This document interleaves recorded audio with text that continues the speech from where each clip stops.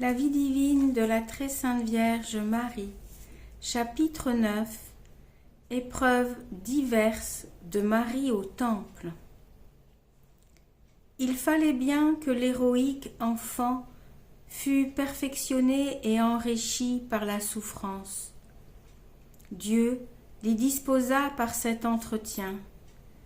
Ma fille, je vous aime d'un amour infini, et je demande de vous ce qui est le plus agréable à mes yeux. Sachez bien le trésor renfermé dans les afflictions dont l'aveuglement des hommes a horreur. Quand mon Fils sera revêtu de la nature humaine, il enseignera le chemin de la croix par sa doctrine et son exemple, et il le laissera en partage à tous mes élus. Aussi, je veux que vous vous prépariez à souffrir pour mon amour. L'invincible Marie répondit à cette proposition avec une fermeté supérieure à celle de tous les martyrs. Mon Seigneur, mon Dieu et mon Roi, dit-elle, j'ai déjà consacré à votre bon plaisir tout mon être, toutes mes puissances et toute ma vie, afin que tout s'accomplisse en moi selon le choix de votre sagesse et de votre bonté infinie. Si cependant vous me permettez de choisir moi-même mon sort, je ne veux plus que souffrir pour votre amour jusqu'à la mort, et je vous supplie de faire de votre servante un holocauste de patience agréable à votre majesté. Toutes les créatures ensemble ne vous doivent pas autant de reconnaissance que moi seule, et pourtant je suis incapable de rendre à votre magnificence le retour que je souhaite. Mais si les souffrances endurées pour vous tiennent lieu de satisfaction, faites, ô mon Dieu, que toutes les tribulations et les douleurs de la mort fondent sur moi. Seulement prosterné devant votre trône, je vous supplie de ne pas m'abandonner, mais d'être mon soutien. Vos désirs, lui répondit Dieu, me sont agréables et je les accepte. Et pour commencer à les accomplir, je vous annonce que votre Père est proche de la mort, mais qu'il ira aussitôt après dans les limbes avec les autres saints. Cette nouvelle ne troubla pas le cœur magnanime de la céleste princesse, mais une épreuve plus pénible ne tarda pas à percer son cœur. Jusque-là, elle avait joui des caresses délicieuses du Très-Haut, de ses parents et de ses maîtresses. Mais il était temps que la privation de ces douceurs la fit avancer dans la science et la pratique de la souffrance. La première de ces peines fut la perte des visions de Dieu et même des anges. Elle se trouva tout à coup plongée dans l'obscurité de la nuit. Elle attribua à son ingratitude la suppression des célestes lumières qui lui étaient habituelles, et son amour désolé s'adressa ainsi au Seigneur. Grand Dieu, Maître souverain de tout ce qui est créé, j'avoue qu'une si vile créature que je suis ne méritait pas vos faveurs.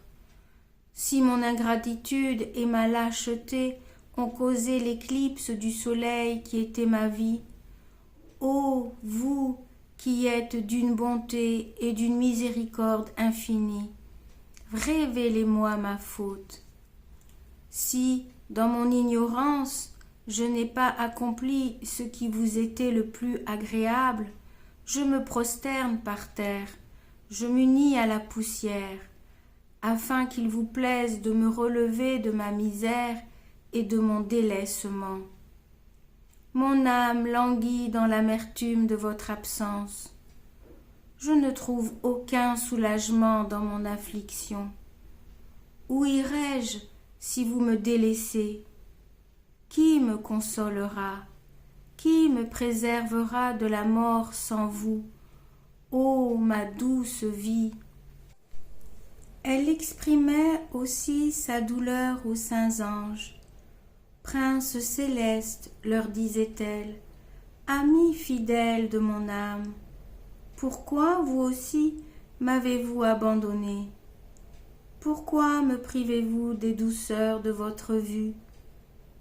Mais comment m'étonner de votre disgrâce, puisque j'ai encouru celle de notre Créateur? Quelle faute ai-je commis? Éclairez mon ignorance. Si j'ai manqué en quelque chose, corrigez-moi et obtenez-moi le pardon de mon divin Maître. Ayez pitié de mon affliction. Dites-moi, où retrouverai-je mon Dieu? Mais hélas, vous ne me répondez pas non plus, vous qui êtes si honnête. Elle se plaignait même aux autres créatures. Sans doute, leur disait-elle, vous êtes armés contre mon ingratitude, mais si vous me souffrez parmi vous, quoique je sois la plus abjecte, vous ne pouvez néanmoins satisfaire mon désir.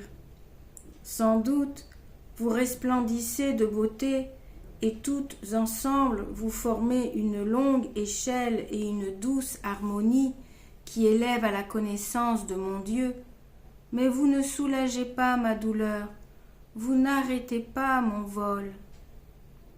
C'est mon Dieu le bien-aimé de mon cœur, c'est lui seul qu'il me faut. Où irai-je? Où est-ce que je vis? Oh, plutôt où est-ce que je meurs? Y a-t-il une douleur semblable à la mienne? Que de fois elle renouvelait ses plaintes et quelles larmes elle y mêlait. Les anges admiraient une si grande vertu en une si petite enfant, et Dieu se complaisait dans l'humilité, la patience et l'ardeur de ses recherches. À son insu, il donnait de nouvelles flammes à son amour, afin que plus elle l'aima et plus aussi elle le rechercha avec des mérites toujours croissants.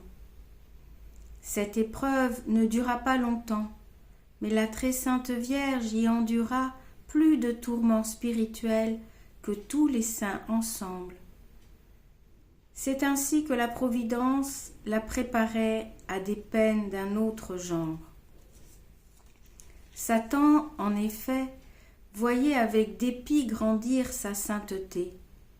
Il assembla dans l'enfer les plus méchants de ses sujets et leur dit sa crainte que Marie ne fût la femme dont il avait été menacé, l'horreur qu'elle lui inspirait et le désir extrême qu'il avait de la perdre.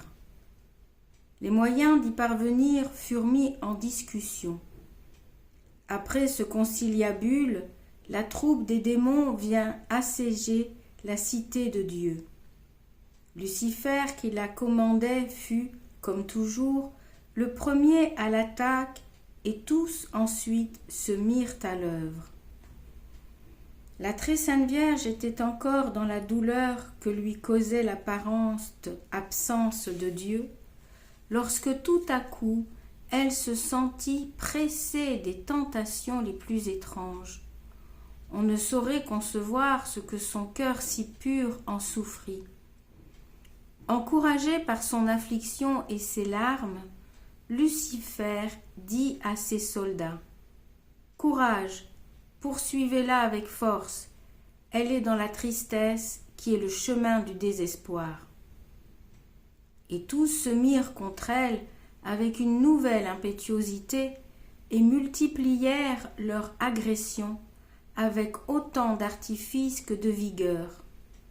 Mais ce fut toujours en vain, car plus on frappe la pierre d'une vertu généreuse, et plus il en sort des étincelles de l'amour divin. Ébloui, troublé et confus, Satan, désespérant de vaincre l'admirable enfant, tenta de lui ôter la vie, mais tous ses efforts échouèrent contre une force mystérieuse qui les repoussait. Il revint cependant à l'assaut avec d'autres batteries, mais toutes ces méchancetés ne réussirent pas mieux que les tentatives d'une fourmi contre un mur de diamants. Au milieu de si nombreuses et si violentes tentations, Marie ne perdait rien du calme et de la sérénité de son âme fixée sur les hauteurs célestes, et puisait en de continuelles prières une invincible constance. « Ô mon Dieu, disait-elle, maintenant que je suis dans la tribulation, vous serez avec moi, et puisque je souffre de si grande violence, vous répondrez pour moi. Vous êtes mon Seigneur et mon Père, ma force et mon refuge, vous me sauverez du danger. » Elle s'inspirait aussi des passages de la Sainte Écriture relatifs aux ennemis invisibles de l'homme. Enfin, la tempête cessa. Dieu l'avait permise parce qu'il voulait que la mère de grâce fût tentée en toute manière, mais sans aucun péché, comme son divin Fils devait l'être dans la suite. Il s'était d'ailleurs fort complu dans sa fermeté et dans l'accroissement de son amour.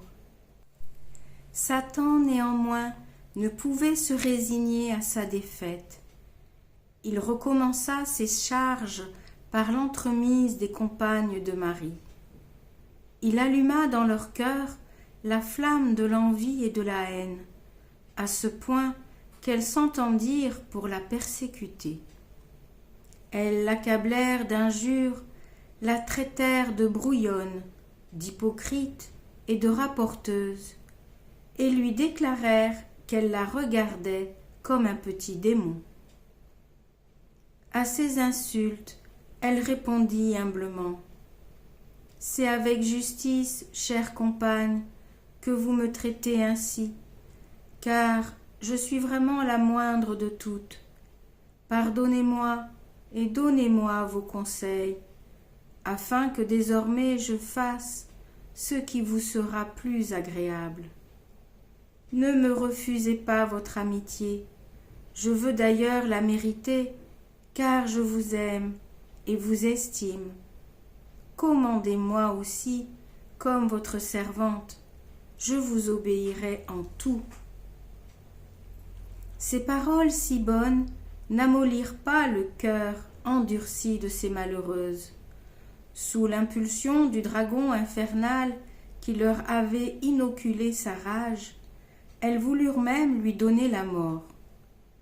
Mais le Seigneur ne permit pas l'exécution de ces desseins meurtriers. Tout ce que purent ces jeunes furies fut d'injurier en toute occasion et de pousser rudement l'innocente enfant. Elle pratiqua à leur égard l'humilité et la charité avec un merveilleux héroïsme, rendant le bien pour le mal, les bénédictions pour les malédictions et les prières pour les blasphèmes. Ses mérites surpassèrent ceux des séraphins.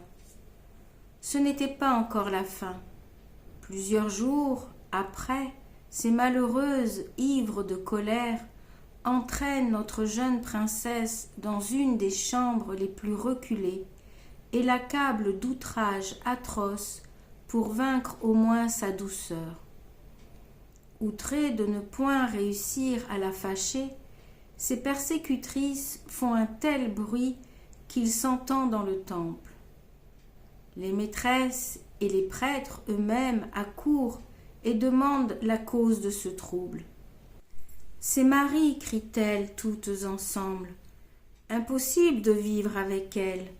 Elle nous insulte, et si nous la reprenons, elle se moque de nous en se prosternant à nos pieds avec une feinte humilité. » Les prêtres, trompés, l'amène dans une chambre, la réprimande et la menace même d'exclusion du temple si elle ne se corrige pas. Attendrie jusqu'aux larmes, elle répond: « Mais Seigneur, je vous remercie de vos remontrances et vous prie de pardonner à ma faiblesse. Dirigez-moi de manière à ce que désormais je puisse plaire à la divine majesté et à mes sœurs. » Après avoir reçu de nouveaux reproches, elle va rejoindre ses compagnes, se prosterne à leurs pieds et leur demande pardon en répandant des larmes, mais sans vaincre encore leur méchanceté. Elles inventèrent même contre elle d'autres faussetés qui lui attirèrent d'autres réprimandes. Mais ce qui lui était bien plus pénible, c'était la continuation de l'absence de Dieu. Elle redoublait de ses plaintes et ses pleurs pour amener sa présence. « Mon souverain bien et mon Père, lui dit-elle, comment serais-je surprise que les créatures me haïssent, puisque je suis abandonnée de vous qui êtes mon Créateur et mon Maître? Il est vrai que mon ingratitude mérite plus de rigueur encore, mais je ne cesserai point de vous reconnaître pour mon refuge, mon trésor et mon repos. Que mes négligences trouvent une compensation dans la douleur de votre absence, et que vos largesses récompensent les créatures du bien qu'elles me procurent en m'obligeant à connaître toujours davantage vos bontés et ma bassesse. Ayez pitié de la plus abjecte d'entre elles, et faites que je revoie enfin votre divine face. » Quoique le Très-Haut semblât sourd à ces douces plaintes, il s'y complaisait à cause des vertus qui les animaient et du bien qui en revenait à sa très chère élue. C'est pour ce motif aussi qu'il avait permis le feu lent des persécutions dont elle souffrait. Mais lorsque fut venu le temps de l'arrêter, il dit en songe et au prêtre et à la maîtresse: « Marie, ma servante, est agréable à mes yeux, elle est parfaite et tout à fait innocente des fautes dont on l'accuse. » De bon matin, Siméon et Anne se communiquèrent la révélation qu'ils avaient reçue et appelèrent notre auguste princesse. Ils lui demandèrent pardon d'avoir ajouté foi aux calomnies de ses compagnes et lui proposèrent tous les expédients possibles pour la soustraire à leur mauvais traitement. « Mais, répondit la mère de l'humilité, c'est à moi que les corrections sont dues. La compagnie de mes sœurs me plaît beaucoup, et puisque je leur suis redevable de m'y avoir supporté, je désire de les servir toujours. Pour le reste, je suis prête à vous obéir. » Elle leur demanda enfin, avec leur bénédiction, la permission de baiser leurs mains selon sa coutume. Dès ce moment, ils éprouvèrent pour elle plus de respectueuse affection et en prirent plus de soins dévoués. Aussitôt qu'elle fut en sa solitude, elle dit à Dieu: « Pourquoi, mon aimable Seigneur, usez-vous de tant de sévérité pour moi?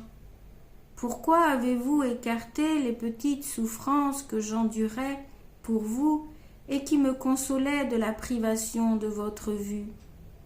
Comment, sans ce soulagement, pourrais-je vivre désormais dans les peines de votre absence, mais que votre volonté s'accomplisse en toutes choses. »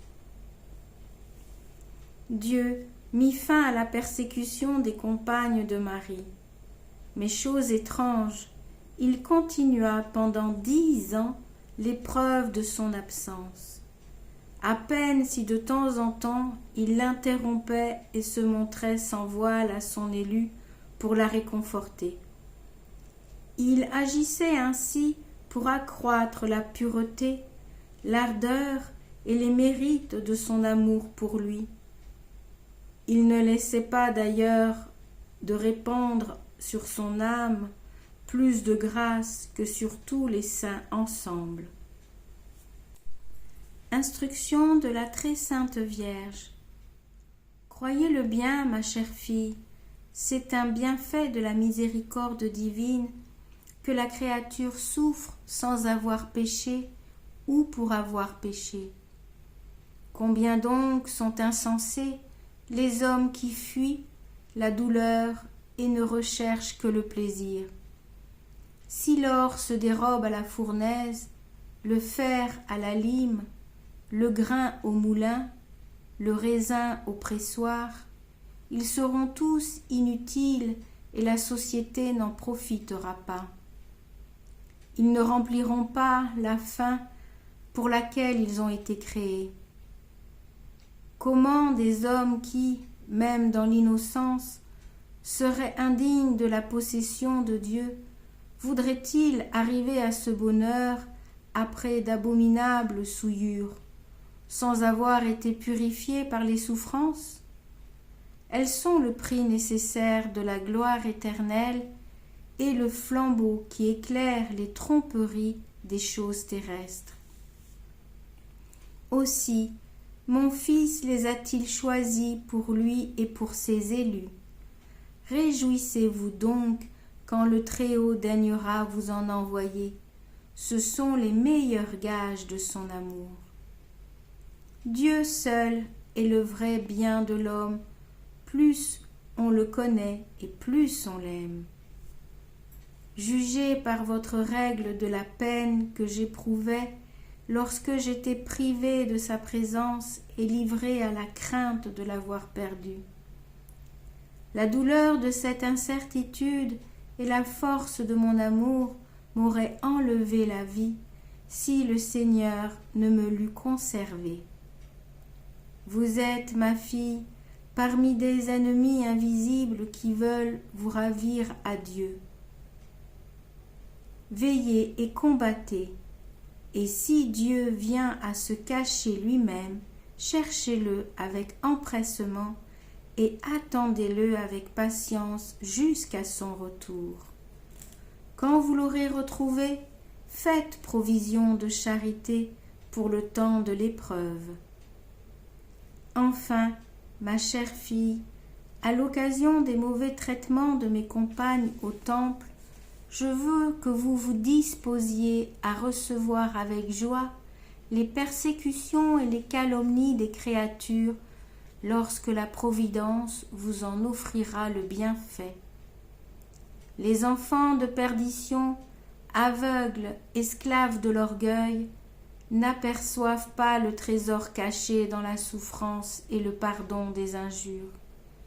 Ils vont jusqu'à se glorifier de la vengeance qui, même au point de vue naturel, est la plus grande des bassesses et le plus noir des vices, parce qu'elle est contraire à la piété et à la raison. Mais combien plus encore est-elle en opposition avec les préceptes de la foi. Sachez donc, ma chère fille, que le Seigneur sera plus content de vous voir, pour son amour, souffrir et pardonner les injures avec un cœur tranquille, que si, par votre choix, vous faisiez de rudes pénitences et versiez même votre sang pour lui.